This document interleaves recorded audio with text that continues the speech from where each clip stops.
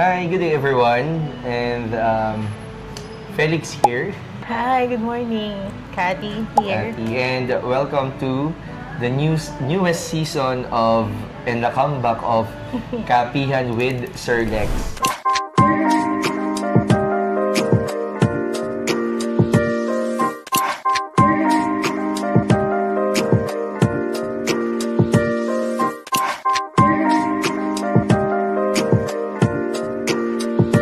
Now on its Season 4. So on Season 4, we are piloting here in the beautiful city of Ho Chi Minh, Vietnam. And we are currently at Sala.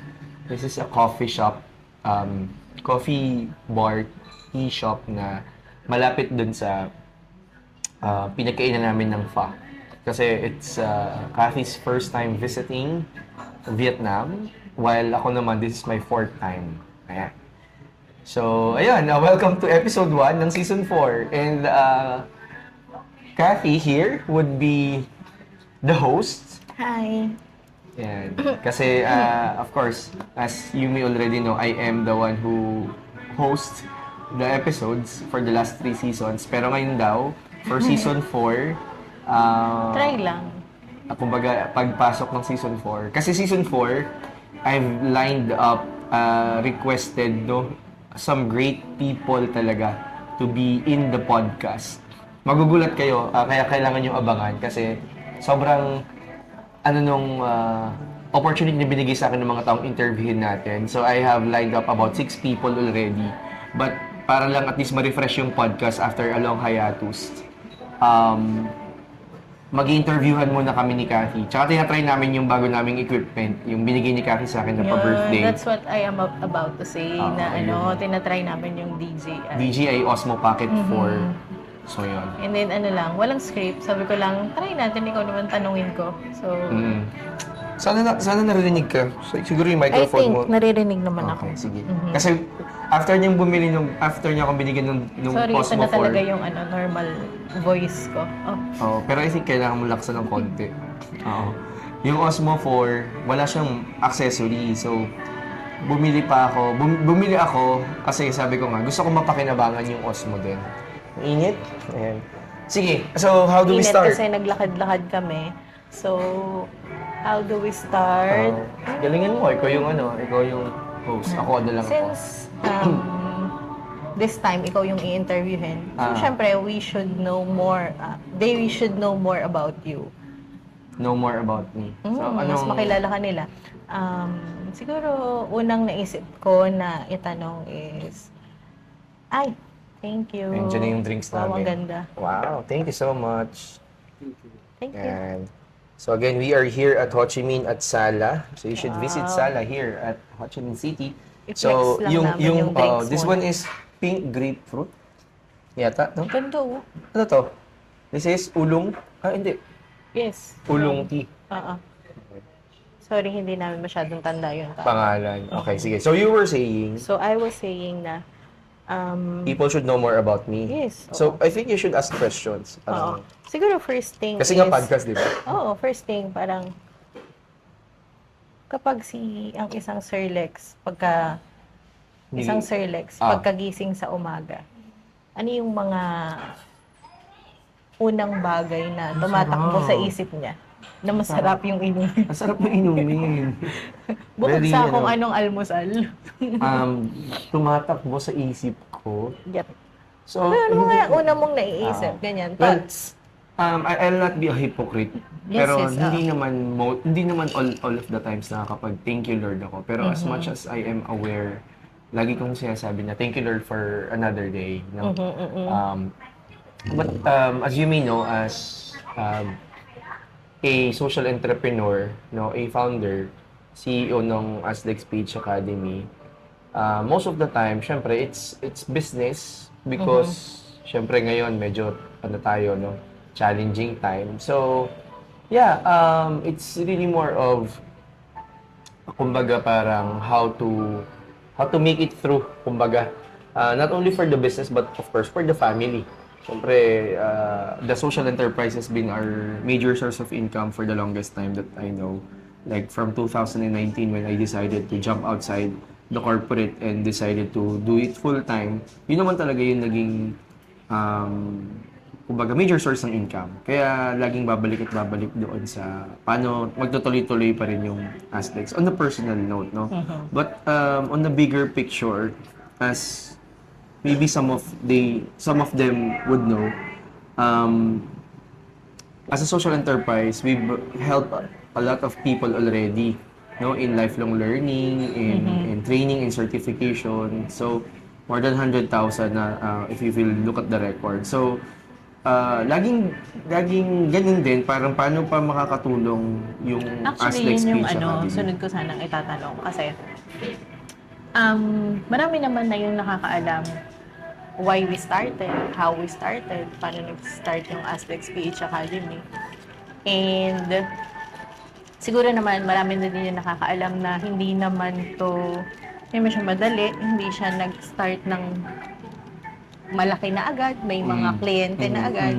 Correct. Pero, parang moving forward, ano pa yung pangarap mo?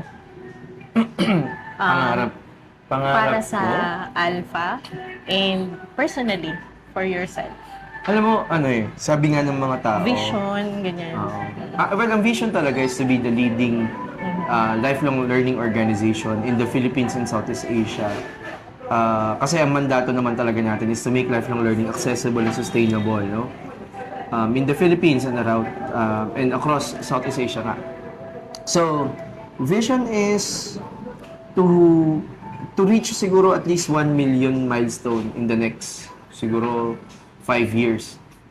If I would, sabi nga nung is big, hairy, audacious goals. So, yun yung goal, continuously be of value and service to the lifelong learners.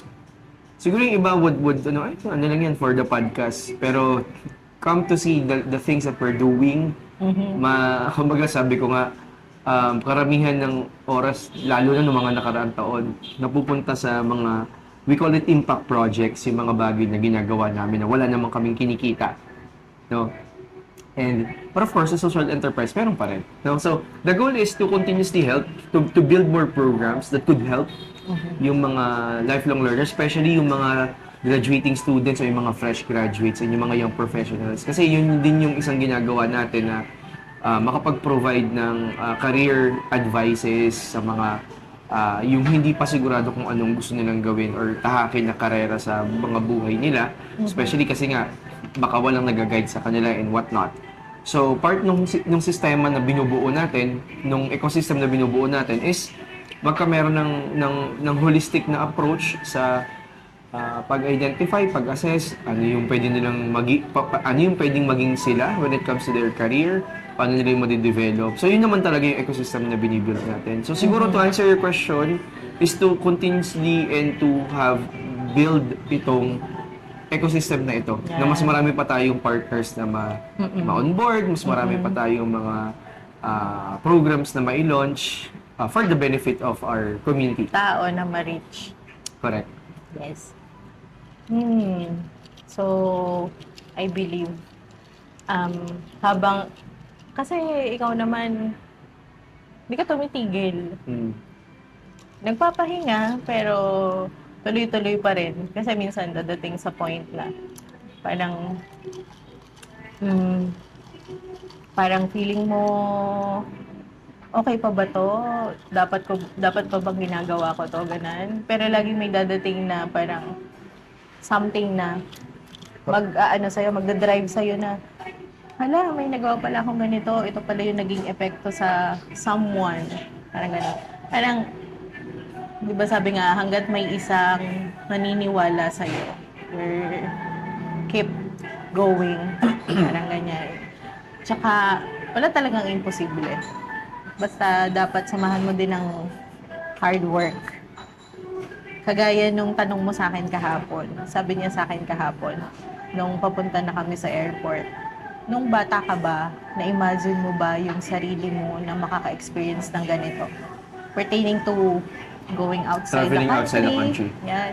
Para Kasi we both yan. we both So, I grew want to up- hear naman yun from you. Anong nararamdaman mo? Kasi di ba dati nagpahula? Tama ba? Nagpahula Hindi. ka. Hinulaan ako nung Hinulaan ka pala. Hindi siya pahula. Hinulaan Hinulaan siya. ako ng Ah, Hinulaan ako nung estudyante ko dati sa first consulting job ko, consulting training job ko sa Cavite. and sabi Parang mo, sabi niya, dalawa yon.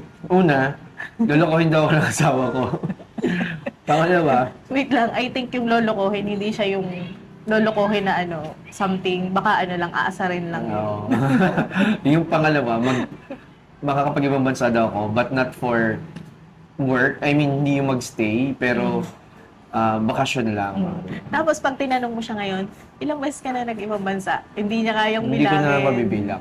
Kasi nga, madami na din kasi talaga. Pero, hindi naman lahat yun sariling gastos. Okay. So, nagsimula kami, Pero siguro, sige, let's hear your reflection. From Sige, that boy to ah, ngayon. sige, pero just to contextualize, Yes. for the information of the listeners and Okay. Sige, baka isipin nila madami kang pera. listeners and ano ba tayo, audience na lang in Yes, general. We both grew up in, siguro ako, kahit hindi ko na siya isali, siguro muna. Ako kasi, galing ako sa mahirap na pamilya. So, I can still remember nung nagkameron ako ng, yung first car namin, tuwan-tuwa yung mga pinsan ko. Kasi parang, sabi nila, hindi daw nila ako na-imagine na dadating sa point na magkakameron sa sakyan. And then eventually, yun, nagtuloy-tuloy, yung business and all Sa that. big deal. So parang sobrang big deal niya sa family. Which is I'm happy kasi they're happy for me. They're proud of what I became, no. Pero yun nga, never did I imagine that I would experience life as it is now. And I always account siguro na, of course, I would want to believe that this is the Lord's plan for me, no. Yeah. And of course, Kathy has been a very instrumental part. She has been very patient. Basta lahat. Parang we've been together for ilang taon na din. Decades na. This December, it's our 10th This wedding December, wedding anniversary, but we became girlfriend. Iyakan. Ba't kami iyak? Sorry Girlfriend, guys, boyfriend. iyakin talaga po. November 9? November 9, 2000 and 09/11/09. 2009. Pero we've known each other ever since Since 2002. So, that long. So, I guess, again, to circle back to the question, yun nga, hindi ko siya na-imagine. So, when you reflect, dapat magiging grateful ka talaga. Yun siguro yung dapat na maging response. And I am very grateful. Sabi ko nga, di ba, yung, kaya nagre-resonate talaga sa akin yung malayo pa, pero malayo na. Sobrang layo na. Di ba? If I'm gonna turn my head back, sobrang hindi ko na matatanaw kung nasan ako. I mean, kung nasaan yung past. Alam mo yun, kasi nga parang sobrang layo na. Yun yung analogy. So, ayan, did I answer your question or did I divert? Okay. So, parang in general na siya. Hindi specific lang sa pag-travel sa ibang bansa. Yung pag-travel has been parang one of the perks.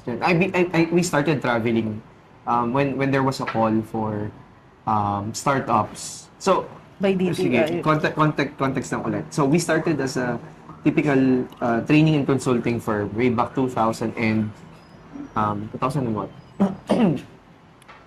2000, ano ba, 13? 13? 14? Oo. Kasi nga, the reason why we started Aslex is that yung mga trainings na meron dito sa Philippines, very commercialized siya. So, ang gusto ko sana, wag Lean Six Sigma, pero yung Lean Six Sigma, very commercialized, mahal. So, I told myself na kapag nagkameron ako ng opportunity, I will do something about it. And then, lo and behold, the opportunity came in. I got a scholarship from Dr. Mikel Hari, who is the co-creator of Six Sigma himself, hanggang black belt ko. And then, nung natapos ko siya, nag-offer na kami. So, yun yung naging kwento nitong Aztec Speech Academy na to. And, yun sabi ko nga, hanggang sa naging part na ng advocacy namin na ito yung ginagawa namin. Teka lang, ano ba yung question? Ano yung titulong mo kanina? Reflection. Reflections. Nung bata ka, na-imagine mo ba na So, makakapunta ka ng iba't ibang ibang bansa? Ayun, sige. Nawala ako eh. I was lost in the, Okay in lang. the moment of Alam reflecting. kong ano ka. Marami kang gustong express. So yun nga, so nangyari yung ASDEC. So from typical na training and consulting, we pivoted to a startup, somehow an edtech or educational technology startup. Kasi nung pandemic nga, nagkameron kami ng opportunity, yung 200,000 na part nung kakarampot na pera na naiwan sa amin ng pandemic, sabi ko sa kanila, sa team, bigyan ako ng chance na makapag-build ng isang MVP or minimum viable product or prototype nung aming LMS or learning management system. Kasi nga, during that time, we didn't know that we are helping a lot of students na makapag-cope up dun sa changes or shift ng modality ng education system. Kasi nga, from face-to-face, biglang nag-online. So, yung mga graduating dapat, biglang hindi sila makapag-OJT. Pero merong mga nag-reach out sa amin na yung palang ginagawa namin mga webinar, nakakatulong sa mga bata.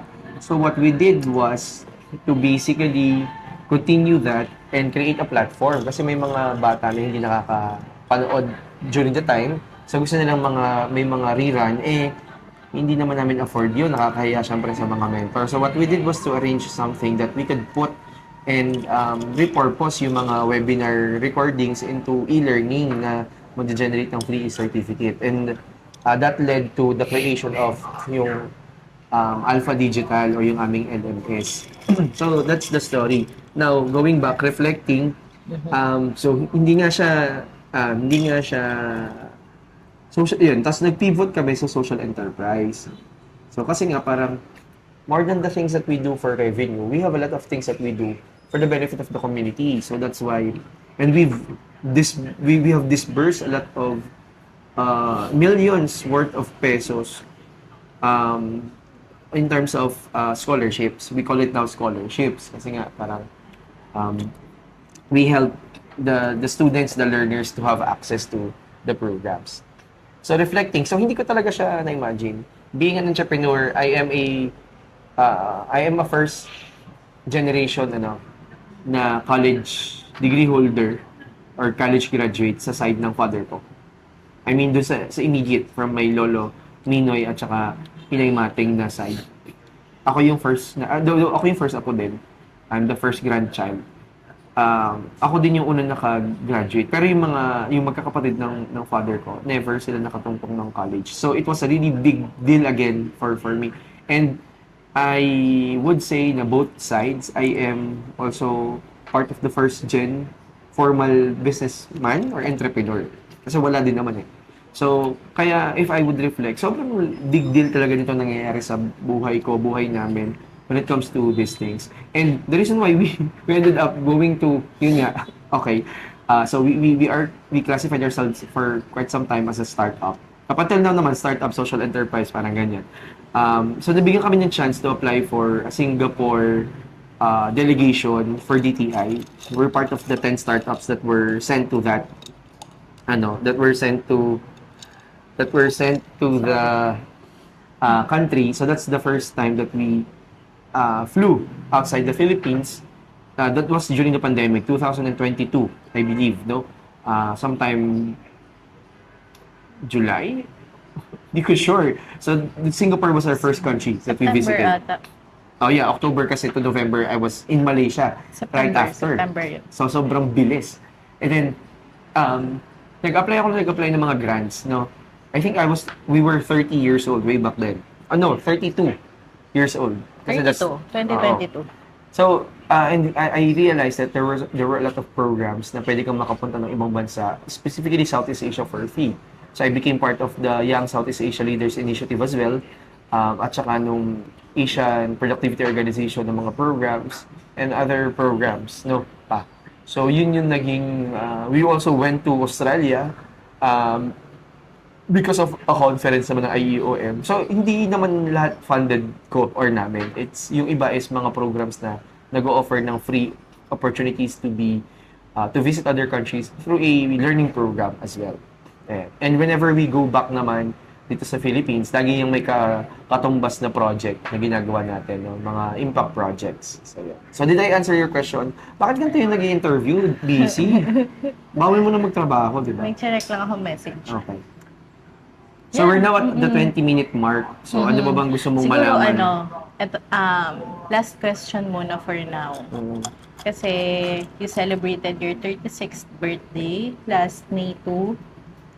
And with the 36 years of life, kagaya ng palagi mong tinatanong sa mga guest mo nung Ay. mga nakaraang season, for at this moment, at this season of your life, ano yung top 3 lessons learned mo na gusto mong i-share sa ating audience? Pero bago ko sagutin yung tanong mo, i-share muna natin yung natutunan natin kay Sir Francisco. Sir Francisco. Ako. No? Na Gustong-gusto ko yun. meron kaming event sa Top 100 Filipinos on LinkedIn na mentor kasi namin si Sir D. Francis J. Kong. Ang tawag ko FJK nga.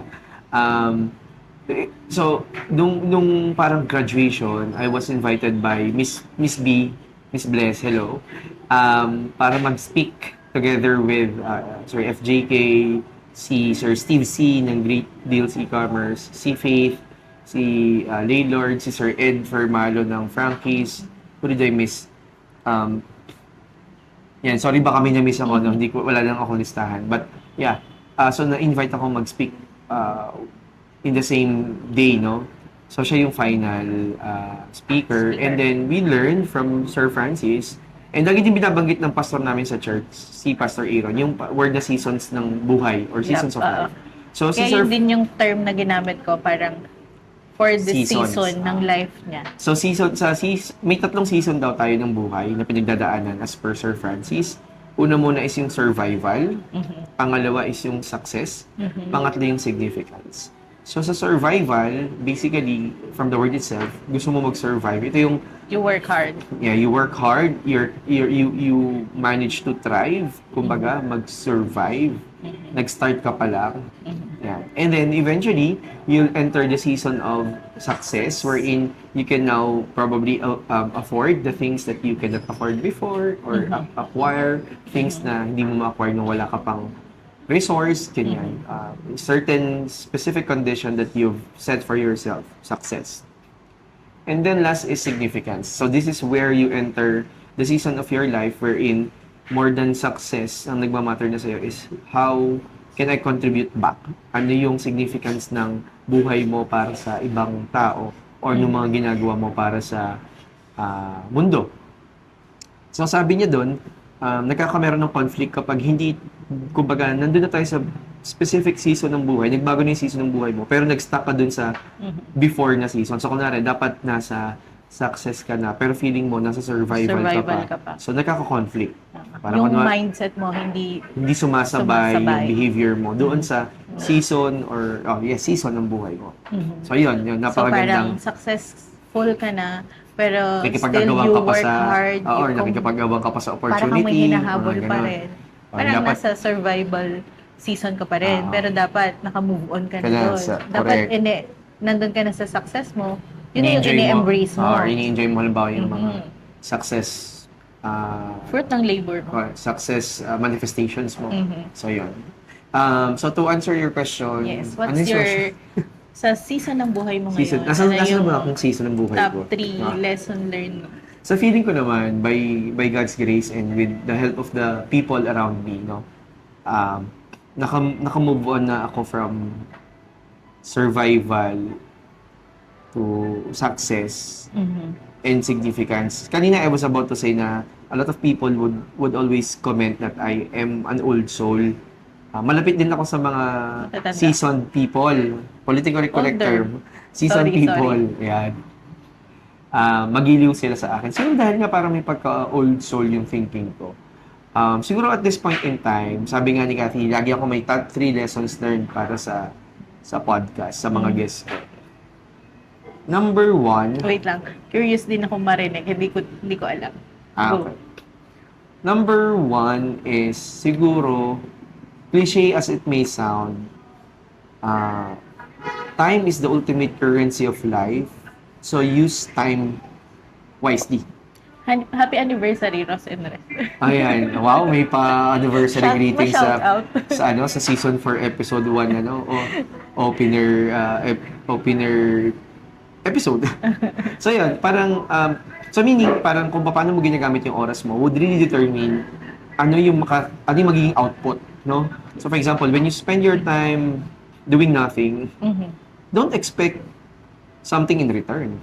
Diba? Parang if you spend your time building yourself, improving yourself, then of course you have to expect that there will be a good return. Parang investment yun eh. Well, not parang, it's really an investment. So, number one is spend your time wisely. Very cliche, pero very applicable. Number two is choose the people that you would be working or ano ba ang proper term? Choose the people that you be working and parang babalik kasi sa time eh. Pero parang it's more about choose your people. Yun na lang. Choose your people. In general. In general. Kasi I've heard something about you are an average of the 5 people. Now, I'm not saying na very true, pero siguro in general terms, the people who you deal with, you work with, talk with, think with, yun yung mga tao na mag-shape kung paano ka mag-iisip, paano ka magbe-behave, Paano ka magde-decision? paano ka magde-decide. So, parang kung hindi tamang mga tao yan, syempre, hindi din makakatulong sa iyo, sa pagiging tao mo. Parang ganun. Tao na, sabi nga natin na pwedeng magbigay ng value din sa ibang mga tao. And then siguro, number 3 is, I know not all people believe in the same God. I mean, exactly same God. But ako, siguro, in general terms, is believe that there is someone greater sa buhay natin that orchestrates all of this. Na hindi ito dala lang ng galing mo, hindi ito dala lang ng hindi swerte, hindi anything. There is someone for our case it's God that always gives these opportunities, provides this itong mga paths na to that we could take into. And I'm thankful for those people who have shared with me, no, kasi ako talaga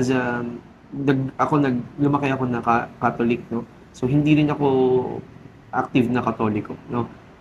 But then again, when Kathy and I became boyfriend and girlfriend, nag-start na rin ako mag-church sa church nila. And eventually, we found also victory. So, yun. I would not say that I am a very religious person. But I think, not the religion, not the... I was about to say, it's not about the religion, but my relationship with God, with the Lord. So, yun.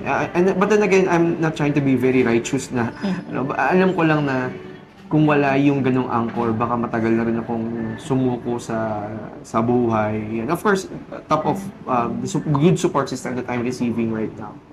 So, yun lang, yung top 3. Yung about your time, about the people that you spend your time din, parang ganun, or you work with, be with, and believe that there's a greater being, parang ganun. So, I hope I was able to answer your question. Grabe, nakaka-proud. Nakaka-proud yun. Kasi, lalo na yung number 1. Kasi, kung babalik ako dun sa time na nagkakilala kami at magkaibigan pa lang kami, siguro hindi ko yun maririnig sa kanya, yung mga sinabi niya. So, yeah, I'm so proud. Thank you. So, Proud friend, partner, wife, lahat na. Best friend. We are still best friends. Pero best friends kami bago kami naging girlfriend partner. No. Okay. So I think that's all for Thank you. this episode. Thank you so much for Thank you sharing for being my host for the season 4, episode 1 of Kapihan with Sir Lex. So abangan nyo po ang mga darating na episodes together with a lot of amazing people. So For this is sure, available. mai-inspire nila kayo. This is now available in Spotify, but soon we're gonna launch our YouTube channel. So abangan nyo. So thank you. Bye-bye!